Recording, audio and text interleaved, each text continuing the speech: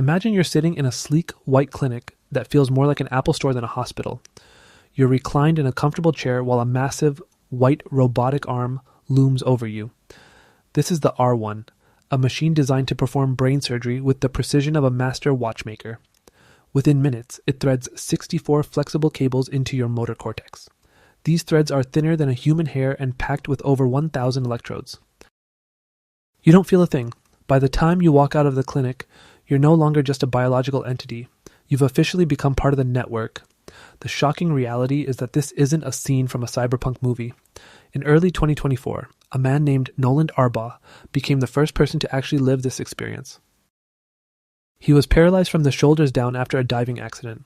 Within weeks of receiving the Link implant, he was playing Mario Kart and Civilization 6 using nothing but his thoughts. It's a medical miracle that has shifted the entire landscape of human biology. You probably didn't have installing a computer in my skull on your 2026 bingo card, but the technology is moving faster than anyone predicted. The big question now is whether this is a tool for healing or the foundation of a massive digital monopoly. The core of Neuralink's strategy isn't just the chip itself, it's the robot. Traditional neurosurgery is slow, expensive, and incredibly risky. It usually requires a team of highly paid surgeons and hours of meticulous labor. Elon Musk realized early on that if you want to put a chip in millions of brains, you can't rely on humans. You need automation. The R1 robot is designed to avoid every tiny blood vessel in the brain to prevent bleeding. It's the difference between a hand-sewn garment and a high-speed industrial loom. However, the road to this digital telepathy hasn't been perfectly smooth. Shortly after Nolan's surgery, the company noticed a problem.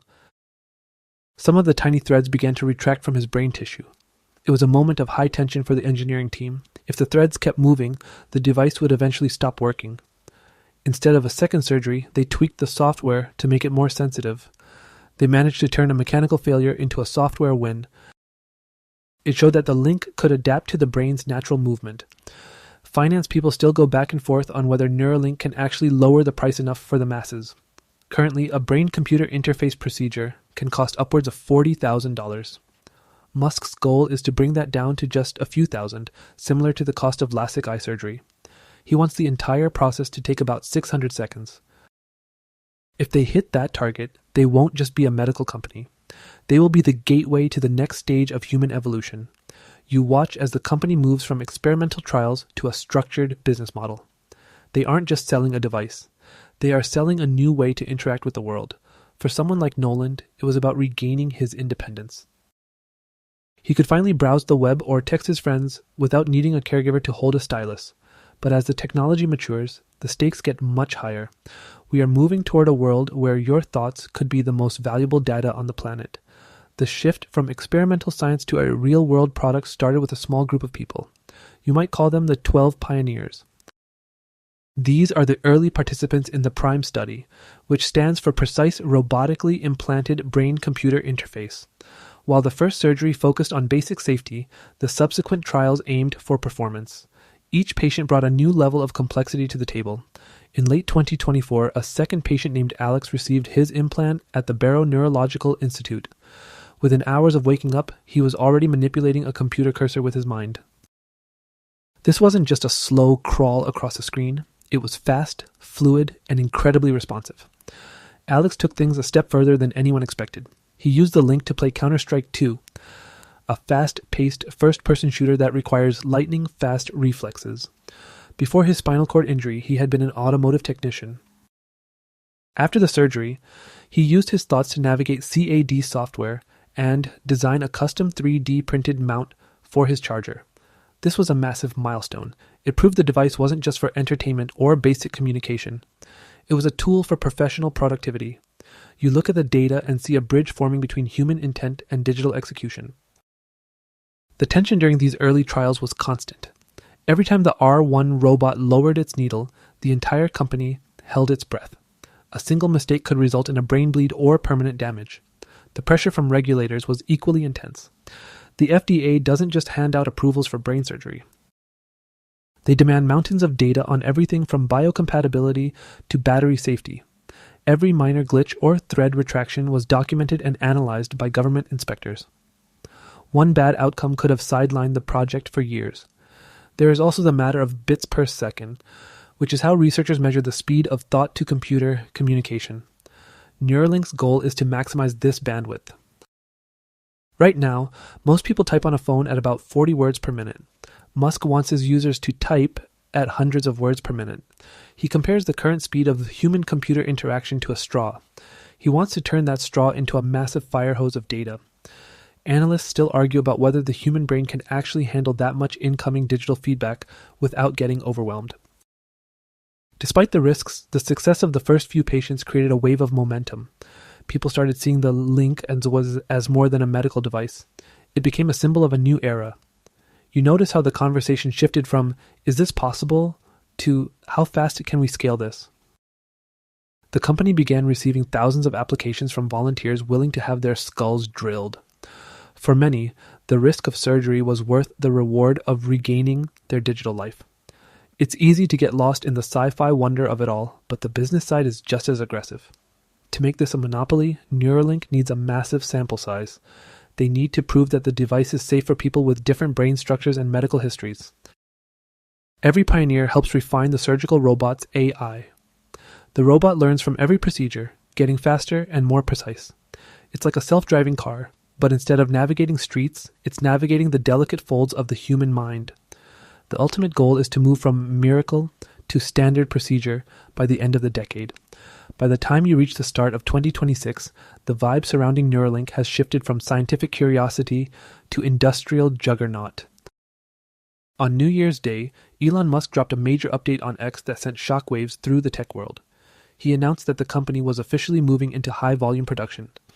This isn't just about making more chips. It's about a radical change in how they are installed. The new surgical process is designed to be almost entirely automated, with a needle that can now punch straight through the dura, the brain's tough outer membrane, without needing to remove a section of it first. This might sound like a minor technicality, but in the world of neurosurgery, it's like moving from open heart surgery to a simple flu shot. As of early 2026, the number of people living with a link in their head has grown significantly. While the first year saw only a couple of pioneers, reporting suggests the trial group has expanded toward 20 participants. You look at the financial filings and see the scale of this ambition. In mid-2025, the company secured a massive $650 million in Series E funding. This cash injection pushed Neuralink's valuation to a staggering $9 billion. It's a lot of money, but when you're trying to build a factory that mass produces brain implants, every penny counts. The company is reportedly expanding its footprint near Austin, Texas, creating a manufacturing hub that could eventually churn out thousands of devices a year. The tension here is palpable. Scaling a medical device isn't like scaling a smartphone. If a phone has a bug, the screen flickers. If a brain implant has a bug, the consequences are life-altering. Regulators at the FDA are watching this high-volume push with extreme caution. There's a constant friction between Musk's move fast and break things philosophy and the medical community's first do no harm mandate. Every report of a thread moving or a software glitch becomes a battleground for safety advocates. You can feel the heat in the boardroom as they try to balance these aggressive production targets with the meticulous demands of neurosurgical safety. There's still a real disagreement on whether mass-market brain implants are actually feasible in this decade. Some industry analysts point to the long road of clinical trials and say we are at least 10 years away from a consumer product. They argue that the complexity of the human immune response, where the brain tries to wall off the foreign electrodes, is a hurdle that even a $9 billion budget can't easily jump. On the other side, proponents believe that Neuralink's vertical integration and robotic automation will collapse those timelines faster than anyone expects. Imagine the logistics of a global rollout. You aren't just shipping a box, you're shipping a high-precision robot and a team of technicians to a certified clinic. It's a massive infrastructure play. This transition from medical experiment to commercial product is the ultimate test for the company. They are betting that they can standardize the human brain, treating it as just another piece of hardware that needs an upgrade. If they pull it off, the economic potential is almost impossible to calculate. We are talking about a total addressable market that includes every person with a neurological condition and eventually every person who wants to stay competitive in an AI-driven economy. The momentum is undeniable. but so are the risks. You notice that the company is hiring at a breakneck pace, looking for experts in everything from semiconductor fabrication to sterile packaging. They are building the supply chain for a future that most people still think is science fiction.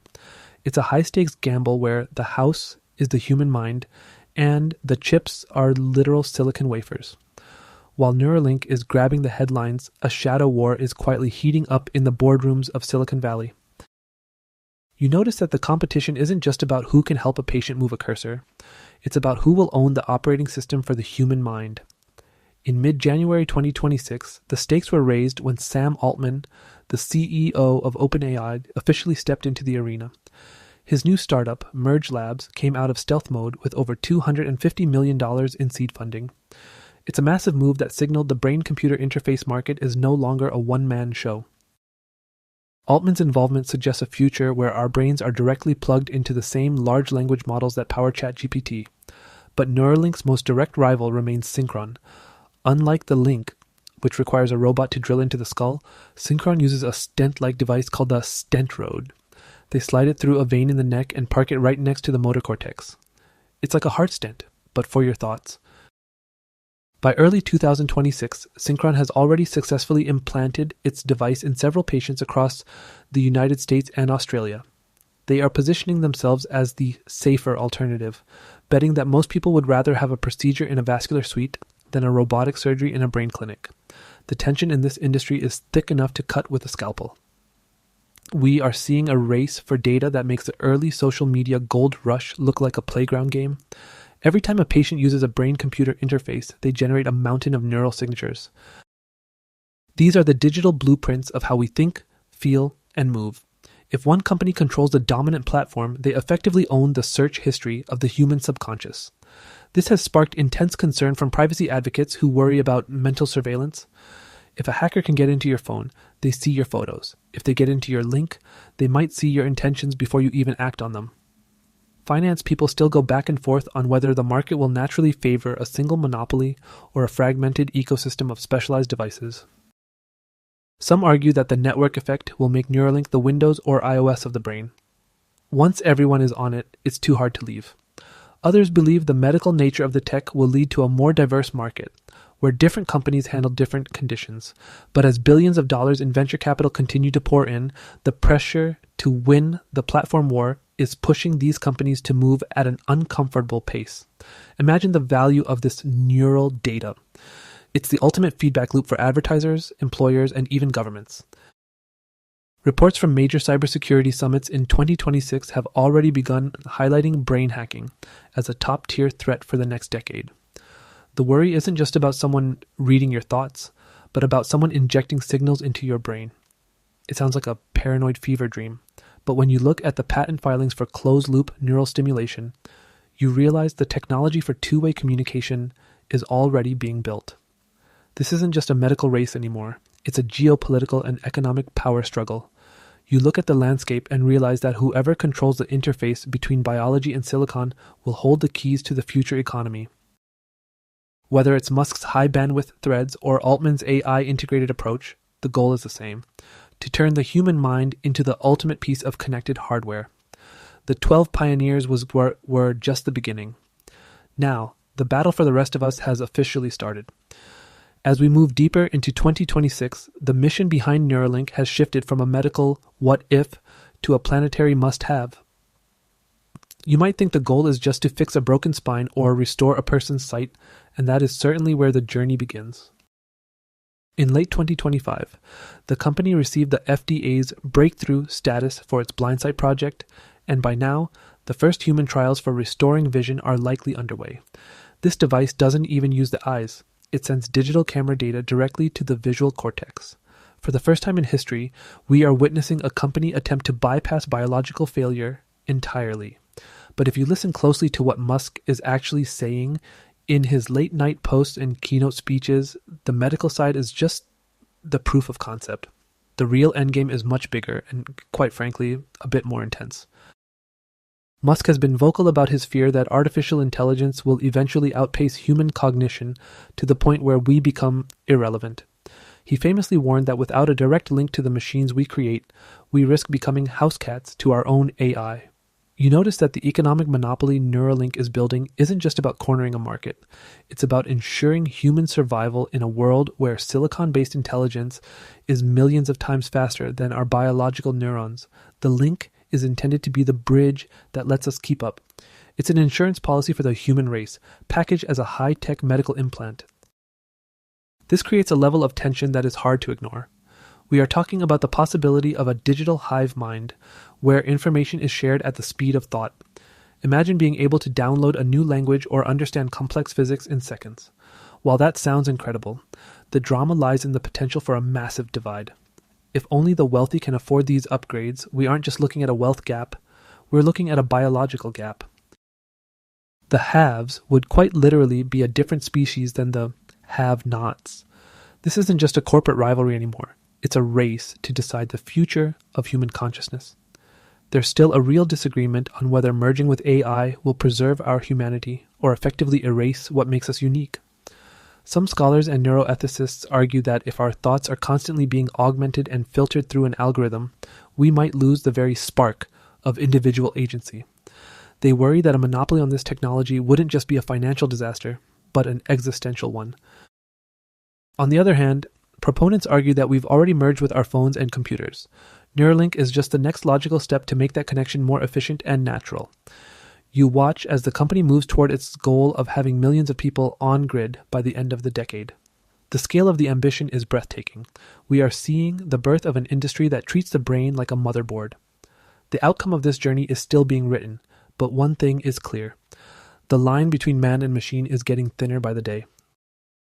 Whether this leads to a golden age of human potential or a dystopian monopoly is the biggest question of our time. We are standing at the edge of the greatest technological pivot in history. And for better or worse, the link is already being forged.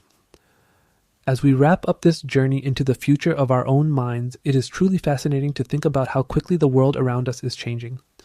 It wasn't that long ago that the idea of a brain-computer interface felt like something reserved for the pages of a science fiction novel, yet here we are, watching the first pioneers navigate the digital world with their thoughts alone.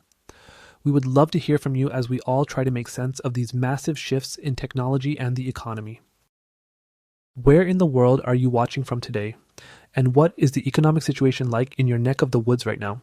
Do you have any big plans or major changes coming up in your life as we move through 2026?